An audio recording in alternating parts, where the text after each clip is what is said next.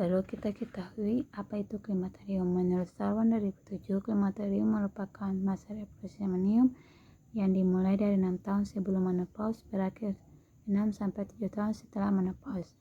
Sedangkan menurut Christogen, klimakterium merupakan suatu proses di mana terjadinya penurunan aktivitas ovarium yang pada akhirnya berhenti. Jadi dapat disimpulkan bahwa klimakterium merupakan suatu proses penuaan yang dialami oleh wanita yang ditandai dengan penurunan aktivitas ovarium pada 1-6 tahun sebelum menopause sampai 6-7 tahun setelah menopause. Klimakterium terbagi menjadi 3 fase, yaitu premenopause, menopause, dan postmenopause. Premenopause fase pertama klimakterium di mana terjadi penurunan fertilitas dan menstruasi tidak teratur. Ini terjadi 4-5 tahun sebelum menopause.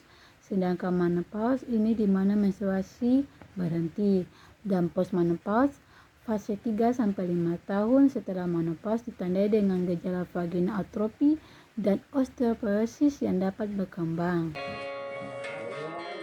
Etiologi dan manifestasi klinis dari klimakterium. Yang pertama yaitu etiologi. Terjadinya pembuluh darah dan penurunan fungsi pada ovarium seperti eksklorosis pembuluh darah. Yang berikut berkurangnya jumlah folikel dan menurunnya sintesis estroid seks. Yang berikut penurunan sekresi estrogen dan progestone. Yang berikut gangguan umpan balik pada hipofisis. Yang kedua yaitu manifestasi klinis. Gejala umum dari menopause. Yang pertama, ketidakteraturan siklus haid. Yang kedua, hot flush atau panas dari kulit.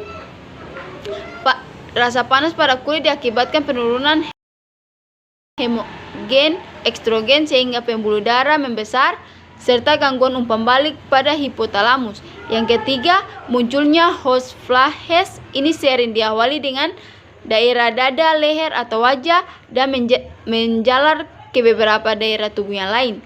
Yang keempat yaitu berdebar-debar karena terjadi peningkatan denyut jantung. Yang kelima, sakit kepala.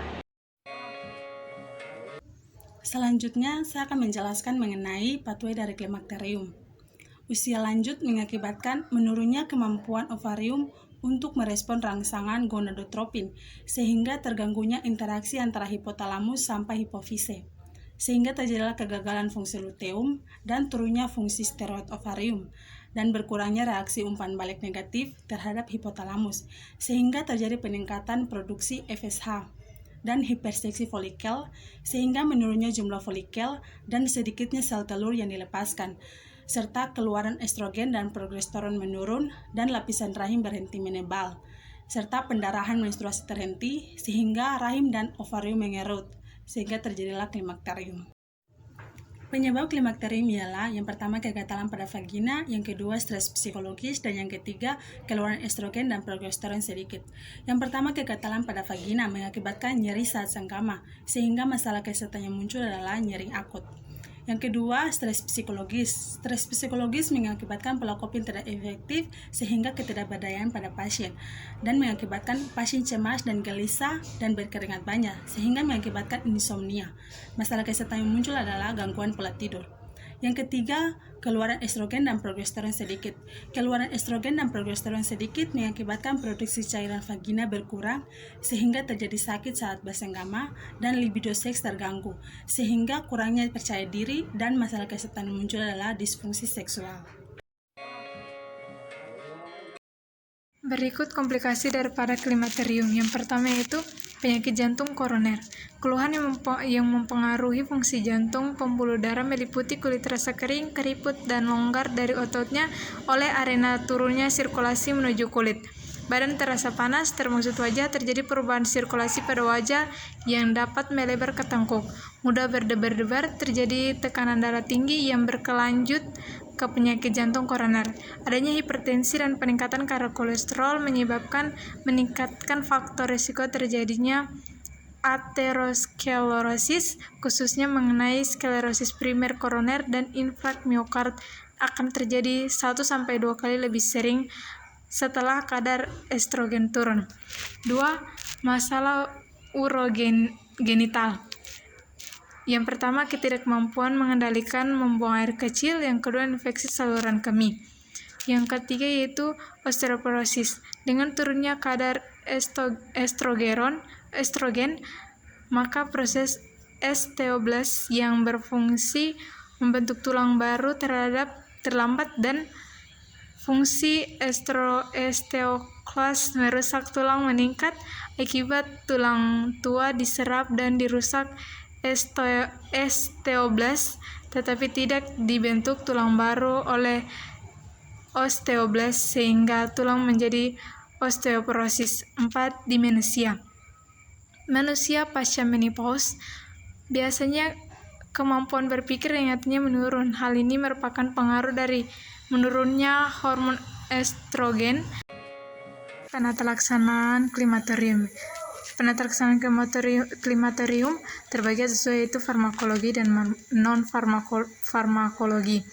Yang pertama farmakologi. Yang pertama yaitu terapi seli hormon atau TSH. Merupakan pilihan untuk mengurangi keluhan pada wanita dengan keluhan atau sindroma menopause dalam masa premenopause dan postmenopause. Selain itu, TSH juga berguna untuk menjaga berbagai keluhan yang muncul akibat menopause, seperti keluhan vasomotor, vagina yang kering, dan gangguan pada saluran kandung kemih. Pengguna TSH juga dapat mencegah penyakit akibat dari kehilangan hormon estrogen, seperti osteoporosis dan koroner jantung.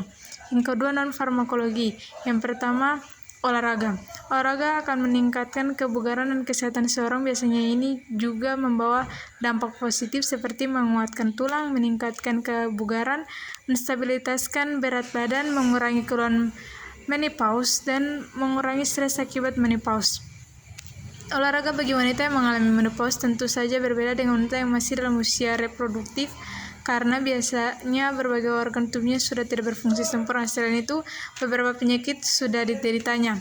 B. Diet atau nutrisi. Bertambahnya usia menyebabkan beberapa organ tidak melakukan proses perbaikan diri lagi. Misalnya, massa tulang tidak melakukan pembentukan kembali. Selain itu, semakin tua, aktivitas gerak yang dilakukan juga tidak sekuat dulu, sehingga kalori yang dikeluarkan juga berkurang, sehingga kalori yang dibutuhkan untuk metabolisme tubuh juga menurun. Dengan demikian, asupan makanan yang dibutuhkan juga berkurang, sehingga setiap orang tetap membutuhkan makanan bergizi seimbang yang berfungsi untuk memenuhi zat-zat gizi seperti karbohidrat, protein, lemak, vitamin, dan mineral. C. Fitoestrogen. Fitoestrogen tanaman, sedangkan estrogen maksudnya memiliki struktur kimia dan khasiat seperti estrogen. Struktur kimia fitoestrogen sebagian besar bukan steroid, sedangkan estrogen umumnya adalah steroid. Fitoestrogen terdiri dari 1. Isoflavon atau banyak ditemukan dalam kacang kedelai, kacang hitam, lentil, red clover, chickpea, terutama. D. Kalsium. Kebutuhan 1.200 mg per hari. Yang pertama dapat diperoleh pada susu, kedelai, daun pepaya, bayam, teri, tahu, singkong, daun melinjo, kedelai, apel, kangkung kacang hijau dan pepaya, kacang tanah kupas, ikan segar, beras giling, roti putih, ayam, dan daging sapi. Gaya hidup. Gaya hidup seseorang menentukan kesehatan di masa yang akan datang. Perubahan gaya hidup untuk mencegah jantung koroner pada wanita. Salah satu dengan mengurangi atau kalau mungkin menghentikan merokok, termaksud minum minuman beralkohol. F. Pemberian konseling. Konseling yang diberikan pada wanita yang memasuki masa klimakterium meliputi penjelasan dan pemahaman kesehatan reproduksi wanita yang mencakup perubahan-perubahan fisik dan psikologis, serta berbagai permasalahan yang terjadi dalam berbagai masa kehidupan wanita.